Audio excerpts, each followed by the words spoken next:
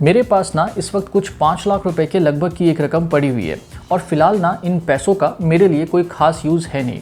और अगर मैं आपको सच सच बताऊँ ना तो आने वाले कई सालों के लिए भी मुझे इन पैसों का कोई खास यूज़ दिख नहीं रहा है। तो इसीलिए मैं सोच रहा हूँ कि इन पैसों को ना कहीं निवेश कर दूँ, और वो भी लंबे समय के लिए। और जहाँ पर भी मैं निवेश करना चाहता हूँ तो मैं ये चाहता हूँ कि एक तो मुझे अच्छे रिटर्न्स तो मिले ही, भाई ये तो एक बिल्कुल पहली कंडीशन होती है सभी की, लेकिन उसके साथ ही साथ मैं ये भी चाहता हूँ कि मेरा पैसा जो है ना वो भी वहाँ पे लगभग 100% सेफ रहे। मतलब मैं ज़्यादा रिस्क नहीं लेना चाहता। और इसके साथ ही साथ मैं ये भी चाहता हूँ कि जब भी मुझे ज़रूरत हो तो मैं उसमें से अपना पैसा भी निकाल सकूँ। मतलब मुझे लिक्विडिटी भी अच्छी चाहिए। देखो वैसे तो मैं ये मान के चल रहा हूँ कि मैं बहुत ही लंबे टाइम के लिए अपना पैसा निवेश करूँगा, लेकिन फिर भी कब क्या हो जाता है कौन ही जानता है ना। तो इसलिए मैं चाहता हूँ कि जब भी मुझे ज़रूरत पड़े तो मैं उसमें से अपना पैसा भी निकाल सकूँ। और इसके साथ ही साथ ना मैं ये भी चाहता हूँ, ये मेरी आखिरी कंडीशन है, कि उसमें जो इन्वेस्ट करने का जो प्रोसेस है ना वो थोड़ा आसान हो। मतलब मैं घर बैठे बैठे आराम से अपने मोबाइल फ़ोन या लैपटॉप की मदद से उसमें अपना जो पैसा है वो निवेश कर सकूँ। मुझे बहुत ज़्यादा इन्वेस्टमेंट के टाइम पे ना चिकचिकबाजी वाला जो प्रोसेस है ना वो नहीं चाहिए। ठीक है, तो ये सारी कंडीशंस है मेरी। पहली कंडीशन क्या है कि मुझे अच्छे रिटर्न्स चाहिए। दूसरी कंडीशन क्या है कि मेरा पैसा वहाँ पे लगभग 100% सेफ होना चाहिए। तीसरी कंडीशन क्या है कि उसकी लिक्विडिटी बहुत अच्छी होनी चाहिए। और चौथी और आखिरी कंडीशन क्या है कि इन्वेस्टमेंट करने का जो प्रोसेस है वो काफ़ी ज़्यादा आसान हो। तो ये सारी चीज़ें मुझे चाहिए, लेकिन समझ नहीं आ रहा कि आज की डेट में ये सारी कंडीशंस किस इन्वेस्टमेंट ऑप्शन में फुलफ़िल होंगी। पता नहीं कहाँ पे अपना पैसा मैं निवेश करूँ। तो अगर आप भी अपना पैसा लंबे समय के लिए कहीं निवेश करना चाहते हैं, आपकी भी कुछ इसी तरह की कंडीशंस हैं, तो ऐसे में आज की इस वीडियो को आप अंत तक ज़रूर देखें, क्योंकि आज की इस वीडियो में मैं आप सभी के साथ कुछ ऐसे ही इन्वेस्टमेंट ऑप्शंस की जानकारी शेयर करने वाला हूँ जिनमें कि आपकी ये सारी की सारी कंडीशंस आराम से फुलफ़िल हो जाएंगी। तो पूरी जानकारी के लिए इस वीडियो को आप अंत तक ज़रूर देखें। नमस्कार, मेरा नाम है रजनीश झा और आप देख रहे हैं आपका चैनल मनी उपाय, एक कदम अमीरी की ओर। चलिए शुरू करते हैं।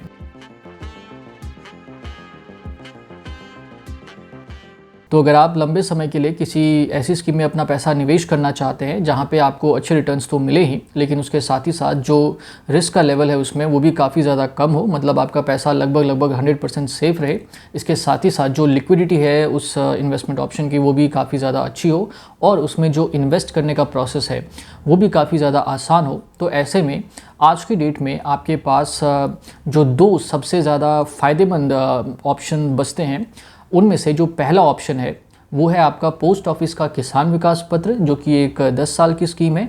और इसके बाद जो दूसरा ऑप्शन है आपका वो है जितने भी हमारे देश के सरकारी और प्राइवेट बैंक्स हैं तो उनके जो लॉन्ग टर्म जो फिक्स डिपॉजिट स्कीम्स होते हैं, यानी कि 10 साल वाली जो उनकी एफडीज होती हैं वो। तो आज की डेट में आपके पास यही दो सबसे ज़्यादा फ़ायदेमंद ऑप्शंस बचते हैं। इन दोनों में आपकी जितनी भी कंडीशंस है ना कि अच्छे रिटर्न्स चाहिए, सेफ्टी चाहिए, लिक्विडिटी अच्छी होनी चाहिए, इन्वेस्टमेंट का जो प्रोसेस है वो काफ़ी ज़्यादा आसान होना चाहिए, तो ये सारी की सारी कंडीशंस आपकी इन दोनों ही जो स्कीम्स है, जो दोनों ही इन्वेस्टमेंट ऑप्शंस हैं, तो उनमें आराम से फुलफ़िल हो जाएंगी। अब लेकिन यहाँ पे देखिए प्रॉब्लम क्या है कि हम दोनों में तो अपना पैसा निवेश करेंगे नहीं, हमें तो किसी एक में ही अपना पैसा निवेश करना है। तो आज की इस करंट सिचुएशन में अगर किसी को अपना पैसा इन दोनों में से किसी एक स्कीम में निवेश करना हो तो उसे किस में निवेश करना चाहिए, किस स्कीम में निवेश करके वो सबसे ज़्यादा फ़ायदे में रहेगा। ठीक है, तो यही चीज़ डिस्कस करने के लिए ना आज की ये वीडियो बनाई गई है। मेन मुद्दा तो देखिए यही था, बाकी तो स्टार्टिंग से आप जो भी चीज़ें सुनते आ रहे हैं, बस थोड़ा सा इंट्रो को अच्छा बनाता है, इसलिए वो सारी कहानी मैंने आपके सामने मतलब बता दी।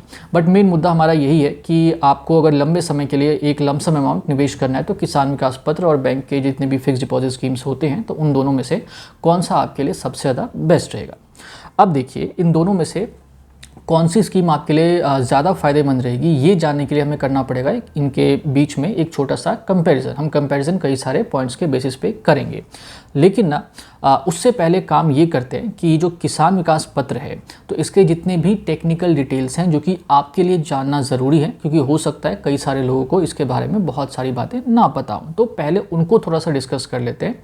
फिर उसके बाद में इस किसान विकास पत्र को और जितने भी हमारे ये जो बैंक के फिक्स डिपॉजिट स्कीम्स हैं, तो इन दोनों को आपस में कई सारे पॉइंट्स के बेसिस पे कंपेयर करके ये जानने की कोशिश करेंगे कि दोनों में से कौन सा आपके लिए अभी के लिए फ़िलहाल करेंट सिचुएशन में कौन सा फ़ायदेमंद रहेगा। ठीक है, तो पहले फटाफट इसके जितने भी टेक्निकल डिटेल्स हैं उनको देख लेते हैं, उसके बाद बाकी की बातें हम बाद में करेंगे। तो देखिए, जो पोस्ट ऑफिस की किसान विकास पत्र स्कीम है, ये लगभग एक 10 साल की स्कीम है। अगर मैं आपको एग्जैक्टली बताऊं तो 9 साल और 7 महीनों में इसमें जो आपका इन्वेस्टमेंट है वो मैच्योर हो जाएगा और जितना भी पैसा आपने इसमें इन्वेस्ट किया होगा वो ब्याज सही जोड़ जाड़ के आपको दे दिया जाएगा। इसमें जो इस वक्त आपको फिलहाल इंटरेस्ट रेट मिल रहा है वो है 7.5% का, जिसकी कंपाउंडिंग फ्रीक्वेंसी है एनुअली बेसिस की। आमतौर पे आप जब किसी भी बैंक में कोई फिक्स डिपॉजिट करवाते हैं ना, तो उसमें जो कंपाउंडिंग फ्रीक्वेंसी होती है वो होती है क्वार्टरली बेसिस की, जबकि इसमें आपको मिलती है एनुअली बेसिस की। अगर इसमें भी एनुअली के बजाय क्वार्टरली होता तो काफ़ी ज़्यादा ये और भी फ़ायदेमंद स्कीम आपके लिए बन सकती थी, बट फिलहाल अभी जो कंपाउंडिंग फ्रीक्वेंसी है इसकी वो एनुअली बेसिस की है। इसमें जो मिनिमम इन्वेस्टमेंट का जो अमाउंट है वो 1000 रुपये का है और मैक्सिमम की कोई लिमिट नहीं है, तो आप जितना चाहे उतना इसमें निवेश कर सकते हैं।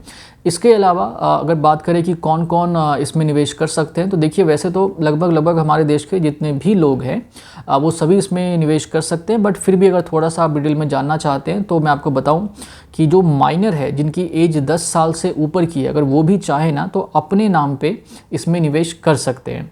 और अगर 10 साल से भी कम एज है तो उनके बिहाफ पे जो उनके लीगल गार्जियन है तो वो इसमें निवेश कर सकते हैं। इसके अलावा कोई अगर अनसाउंड माइंड का पर्सन है तो उनके बिहाफ पे भी जो उनके लीगल गार्जियन है वो अगर चाहे तो इसमें निवेश कर सकते हैं। फिर इसमें आप इंडिविजुअल बेसिस पे भी निवेश कर सकते हैं और आप चाहें तो इसमें 2-3 लोग इकट्ठा होकर के भी निवेश कर सकते हैं। जो जॉइंट अकाउंट है उसमें जो मैक्सिमम लिमिट है वो है 3 लोगों की। फिर इसके अलावा आप चाहें तो अपने नाम पे एक से भी ज़्यादा अकाउंट खुलवा सकते हैं, उसकी भी कोई खास लिमिट यहाँ पे नहीं बताई गई है। फिर मैच्योरिटी का तो मैं आपको बता ही चुका हूँ कि 9 साल और 7 महीने के अंदर अंदर ये जो पैसा है आपका, ये जो भी पैसा आप इसमें निवेश करते हैं वो मैच्योर हो जाता है और जितना भी आपने इसमें निवेश किया होगा ना उसका सीधा सीधा आपको डबल मिल जाएगा। अगर आपने 1 लाख रुपए किया तो आपको 2 लाख मिल जाएगा, आपने 10 लाख किया आपको 20 मिल जाएगा, आपने 1 करोड़ रुपए किए तो आपको 2 करोड़ रुपए मिल जाएंगे। तो ये इस स्कीम की खासियत है। इसका जो प्रमोशन होता है, जो इसकी मार्केटिंग होती है वो इसी तरीके से होती है कि आप जितना भी पैसा इसमें निवेश करेंगे उसका सीधा आपको मैच्योरिटी के टाइम पे डबल मिलेगा। फिर इसके बाद ये जो किसान विकास पत्र है इसके बेसिस पे आप लोन भी ले सकते हैं, इसमें आपको लोन की फैसिलिटी भी मिल जाती है। देखिए जैसे क्या होता है कि क्योंकि स्कीम 10 सालों की है तो हो सकता है कि आपको बीच में कभी पैसों की ज़रूरत पड़ जाए और उस टाइम पे अगर आप मान लीजिए ये चाहते हैं कि इस इन्वेस्टमेंट से मैं अपना सारा पैसा ना निकालूं, उसे मैं कंटिन्यू करना चाहता हूं, तो उस सिचुएशन में आप इसके बेसिस पे लोन ले सकते हैं, बाद में लोन चुका दीजिए और आपका जो इन्वेस्टमेंट है वो जो करते हो कंटिन्यू चलता रहेगा। तो ये भी इसमें आपको फैसिलिटी एक मिल जाती है। फिर इसके अलावा बात करें प्री मैच्योर क्लोजर की, यानी कि आप टाइम से पहले इस स्कीम को बंद करवा के अपना सारा पैसा अगर निकालना चाहते हैं तो आप ऐसा कर सकते हैं और ऐसा करने की जो परमिशन है ना ये आपको मिलती है 2 साल और 6 महीने के बाद से। उसके बाद आप कभी भी इसको कर सकते हैं। अगर शुरुआत के जो 2 साल और 6 महीने हैं अगर आप उससे मतलब उस टाइम पीरियड से भी पहले निकालना चाहते तो आप निकाल सकते हैं, लेकिन फिर वहाँ पे कुछ कंडीशंस बताई गई, जैसे जिसने इन्वेस्ट किया अगर उनकी डेथ हो जाए तो उस सिचुएशन में निकाला जा सकता है, या किसी जहाँ पे आपने मान लीजिए अगर कोई लोन वगैरह ले रखा है तो उस लोन को आप नहीं चुका पाए और फिर आपका वो जो किसान विकास पत्र है उसे फॉरफिट किया जा रहा है, तो उस सिचुएशन में भी इस स्कीम को टाइम से पहले बंद किया जा सकता है, या फिर कोर्ट का ऑर्डर वगैरह आ जाए तो उस सिचुएशन में भी टाइम से पहले पैसा निकाला जा सकता है। फिर इसके बाद अगर आप चाहें तो किसान विकास पत्र को आप ट्रांसफ़र भी कर सकते हैं, मतलब अगर आपने अभी जैसे अपने नाम पे खरीदा हुआ है तो अगर आप चाहें तो किसी और के नाम पे भी इसको ट्रांसफ़र कर सकते हैं। तो ये थी एक छोटी सी जानकारी किसान विकास पत्र स्कीम के बारे में। बाकी अगर आप इसके बारे में और भी बातें जानना चाहते हैं, जो भी आपके मन में डाउट्स हों कि भैया ये नहीं बताया, तो वो सारी बातें आप नीचे कमेंट सेक्शन में पूछ सकते हैं, मैं आपके एक एक सवाल का जवाब ज़रूर दूंगा। अब इसके बाद सवाल ये आता है कि मुझे अपना पैसा लंबे समय के लिए अगर कहीं निवेश करना है तो मुझे किसान विकास पत्र में करना चाहिए या फिर मुझे बैंकों के फिक्स डिपॉजिट स्कीम में करना चाहिए।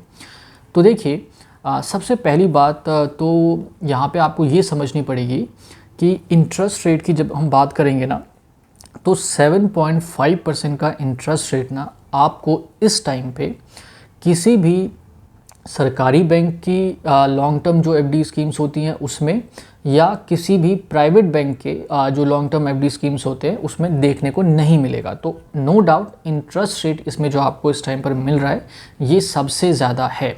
लेकिन हाँ, अगर आप एक सीनियर सिटीजन हैं तब आपके लिए सबसे ज़्यादा नहीं है। लेकिन अगर आप सीनियर सिटीजन नहीं है, मतलब आपकी एज 60 से कम की है, तो उस सिचुएशन में आपको इससे ज़्यादा ब्याज अभी फ़िलहाल कहीं पर भी नहीं देखने को मिलेगा। हाँ, अगर मैं बात करूँ 4-5 साल के लिए तो आपको कहीं कहीं पे 7.5% या इसके बराबर का तो कम से कम देखने को मिल ही जाएगा। लेकिन जब बात हो रही है 9-10 सालों के लिए, तो उस सिचुएशन में आपको इससे ज़्यादा ब्याज कमाने का मौका कहीं पर भी नहीं मिलेगा। ठीक है जी, तो इंटरेस्ट रेट है सबसे ज़्यादा इसी में।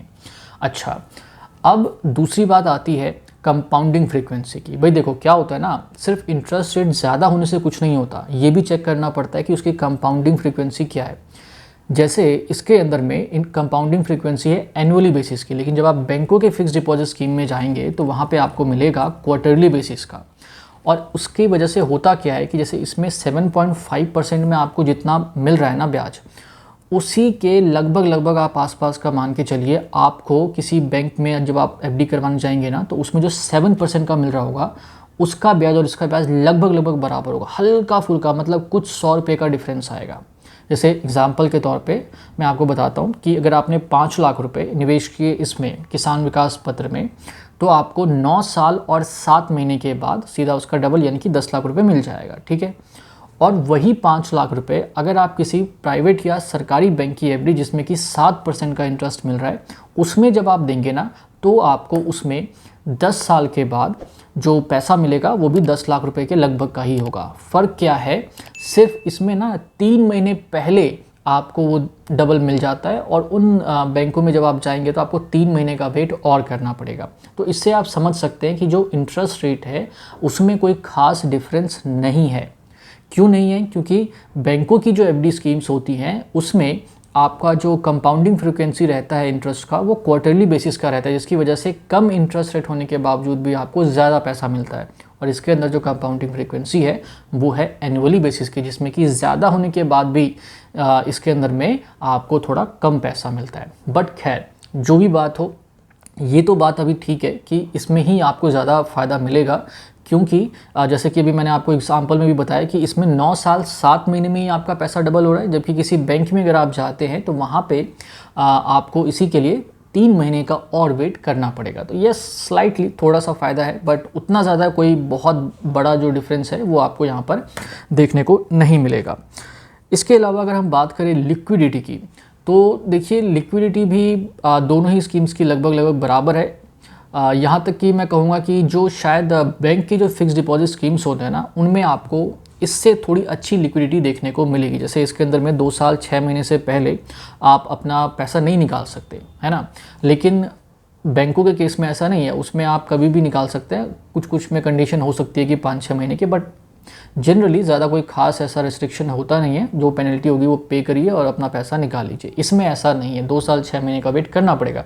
और 2 साल 6 महीने से पहले सिर्फ आपकी डेथ के केस में या कोर्ट ऑर्डर कर दे, या फिर आपने कहीं से लोन वोन लिया होगा तो उस टाइम पे जब्त वगैरह किया था, तो बस इस सिचुएशन में ही इसको बंद किया जा सकता है। बट अदरवाइज़ 2 साल 6 महीने का जो वेट है वो करना पड़ेगा। उसके बाद फिर आप फ्री है, कभी भी निकाल सकते। तो लिक्विडिटी इसकी भी अच्छी है, बट येस इस मामले में जो हमारे बैंक्स हैं, चाहे वो प्राइवेट हो सरकारी हो, वो थोड़े ज़्यादा बढ़िया है। तो लिक्विडिटी की बात होगी। अब बात करते हैं कंफर्ट की। तो देखिए कंफर्टेबल आप दोनों में ही रहेंगे, कोई खास ऐसा इनका जो इन्वेस्टमेंट का जो प्रोसेस है ना वो उतना ज़्यादा कॉम्प्लेक्स नहीं है। अगर आपने पोस्ट ऑफिस की नेट बैंकिंग एक्टिवेट करवा रखी है तो फिर कोई टेंशन की बात नहीं है। कुछ क्लिक्स में आपका पैसा निवेश हो जाएगा और कुछ क्लिक्स में आपका पैसा इसमें से विदड्रॉ भी हो जाएगा। बट येस अगर आपने एक्टिवेट नहीं करवाया है अभी तक, तो आपको एक्टिवेट करवाने में ना थोड़ी सी प्रॉब्लम जो है वो हो सकती है, या अगर आपका अकाउंट ही नहीं है तब तो थोड़ी और प्रॉब्लम होगी आपको। बट अगर आपने अकाउंट खुलवा रखा है, नेट बैंकिंग एक्टिवेट करवा रखी है, तब कोई इशू नहीं है, बड़े आराम से आप निवेश कर पाएंगे। दूसरी तरफ अगर मैं बैंकों की बात करूं तो उसमें भी कोई खास प्रॉब्लम नहीं है। उनमें हाँ, एक चीज़ ये अच्छी है कि अगर आपको नेट बैंकिंग भी एक्टिवेट करवानी है तो वो भी काफ़ी हद तक घर बैठे बैठे ही आराम से हो जाता है, कोई ख़ास ऐसी प्रॉब्लम नहीं आती है। लेकिन पोस्ट ऑफिस में थोड़ी सी प्रॉब्लम है नेट बैंकिंग को एक्टिवेट करवाने में। जब लास्ट टाइम मैंने करवाया था तो मुझे याद है, अब पता नहीं अगर कुछ अपडेट आ गया हो तो मैं कह नहीं सकता, बट येस, पोस्ट ऑफिस के नेट बैंकिंग को एक्टिवेट करवाने में थोड़े से चक्कर तो काटने ही पड़ते, एक बार तो कम से कम जाना पड़ता है। बाकी बैंकों में इस तरह की प्रॉब्लम्स नहीं आती है, बट ओवरऑल अगर नेट बैंकिंग है तो फिर कोई दिक्कत वाली बात। और सेफ्टी की जब बात आएगी तो पैसा आपका दोनों में ही सेफ़ है, कोई दिक्कत नहीं है। लेकिन हाँ, जो पोस्ट ऑफिस है इसमें आपको सेंट्रल गवर्नमेंट की तरफ से गारंटी दी जाती है, तो आप अपना 1 करोड़ रुपए डाल दीजिए या शायद 1 लाख डाल, कितना भी डाल दें आप पैसा, आपका पूरा पैसा यहाँ पर सेफ़ है। जबकि बैंकों के अंदर आप सब जानते हैं कि एक पर्टिकुलर इंश्योरेंस की लिमिट है और उससे आगे आप जो भी पैसा निवेश करेंगे तो वो कुछ ना कुछ रिस्क में तो रहता ही है। लेकिन हाँ, हमारे देश के जितने भी प्राइवेट या सरकारी बैंक हैं आज तक डूबे नहीं हैं। प्रॉब्लम आती रहती है बट आरबीआई मैनेज कर लेता है जैसे तैसे उसको। तो कह सकते हैं कि आपका पैसा बैंकों में भी लगभग उतना ही सेफ़ है जितना आपका पोस्ट ऑफिस के इस स्कीम में सेफ़ है। बट फिर भी टेक्निकल उस पर जाएंगे तो पोस्ट ऑफिस ही सबसे ज़्यादा सेफ़ है। इसके अलावा एक चीज़ और मैं कहना चाहूँगा यहाँ पे कि ये जो इंटरेस्ट रेट है ना, अगर आप सरकारी बैंकों में, किसी भी सरकारी बैंक में अगर आप लंबे समय के लिए एफडी करवाने के लिए जाएंगे तो उसमें आपको 7% भी नहीं मिलेगा। आमतौर पे आपको 6.5, 6.7 इसी के आसपास मिलेगा, ठीक है। तो अगर आप ये सोच रहे हैं कि इसके बजाय मैं किसी सरकारी बैंक में करवा दूं तो आप बहुत ज़्यादा नुकसान में रहेंगे, तब तो आप इसी में करवाइए। हाँ, अगर आप ये सोच रहे हैं कि मैं किसी प्राइवेट बैंक की एफडी में करवा दूँ कि वहाँ पर आपको 7% के आसपास मिल जाएगा, तो मैं आपके ऊपर छोड़ता हूँ कि आप करवा सकते हैं। कोई बहुत ज़्यादा ज़मीन आसमान का अंतर नहीं है, थोड़ा बहुत ही डिफरेंस होता है। बाकी मेरी जो रिकमेंडेशन है, क्योंकि मैं तो ये वही कहूँगा जिसमें आपका सबसे ज़्यादा फ़ायदा, मतलब अगर 100-200 रुपये भी आपको ज़्यादा मिल रहे होंगे तो मैं तो कहूँगा भैया उसी में डालो पैसा। तो उस लिहाज से किसान विकास पत्र ही आज की डेट में आपके लिए सबसे ज़्यादा फ़ायदेमंद है, सबसे ज़्यादा सेफ़ है। चलिए जी, तो बस अब इस वीडियो में फ़िलहाल इतना ही। मैं उम्मीद करता हूँ कि जितनी भी बातें मैंने आप सभी को इस वीडियो में समझाने की कोशिश करी हैं वो सारी बातें आप काफ़ी अच्छे से समझ गए होंगे। फिर भी कुछ डाउट हो तो आप नीचे कमेंट सेक्शन में पूछ सकते हैं। अगर कोई सजेशन भी आपको देना है तो वो भी आप आराम से बड़े रिलैक्स होकर के कमेंट सेक्शन में ज़रूर दीजिए, क्योंकि आपके सजेशन को पढ़ के ही हमें इंस्पिरेशन मिलती है और नए नए वीडियोज़ के जो आइडियाज़ हैं वो आते रहते हैं, तो वो भी आप नीचे में ज़रूर दें। इसके अलावा अगर आपको ये वीडियो पसंद आई है तो इस वीडियो को लाइक ज़रूर करें, शेयर ज़रूर करें। अगर आपने अभी तक चैनल को सब्सक्राइब करके नहीं रखा है तो चैनल को सब्सक्राइब करके भी रख लें और सब्सक्राइब करते टाइम बेल आइकन को प्रेस करना ना भूलें। तो आप सभी ने इस वीडियो को यहाँ तक देखा, इसके लिए आप सभी का बहुत बहुत धन्यवाद।